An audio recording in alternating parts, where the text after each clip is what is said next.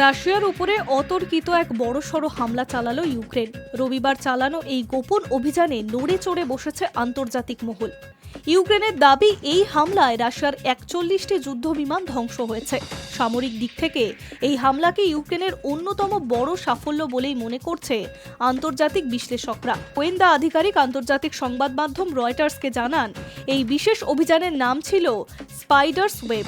মোট 4টি রুশ বিমান ঘাঁটিকে নিশানা করা হয়েছিল। ইউক্রেনের তরফে এটি এখনো পর্যন্ত সবচেয়ে বড় ড্রোন হামলা বলে জানান তিনি। হামলার পরিকল্পনার রূপায়ণ ছিল একেবারে সিনেমার কায়দায়। সূত্রের খবর, বিস্ফোরক ভর্তি ড্রোনগুলো লুকিয়ে রাখা হয়েছিল বাঁশের তৈরি বড় ছাতার ভিতরে। পাকে করে সেই ছাতাগুলিকে ড্রোন রুশ সীমান্তে কাছে নিয়ে আসা হয়। নির্দিষ্ট জায়গায় পৌঁছানোর পর রিমোট কন্ট্রোলের সাহায্যে ছাতাগুলিকে খোলা হয় এবং ড্রোনগুলিকে আকাশে ওড়ানো হয়। এরপর ড্রোনগুলিকে একসঙ্গে রওনা দেয় রাশিয়ার বিমান ঘাঁটিগুলির দিকে এবং সেখানে বিস্ফোরণ ঘটায়। এই অভিযানে 117টি ড্রোন ব্যবহার করা হয়েছে বলে জানিয়েছে ইউক্রেনের গোয়েন্দা সংস্থা।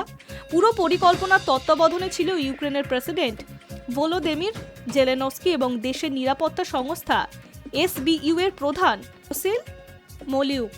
ইউক্রেনের নিশানায় ছিল রাশিয়ার অন্যতম গুরুত্বপূর্ণ লায়া বিমান ঘাট, যেখানে TU-20 TM সুপারসনিক বোমারু বিমান মোতায়েন থাকে।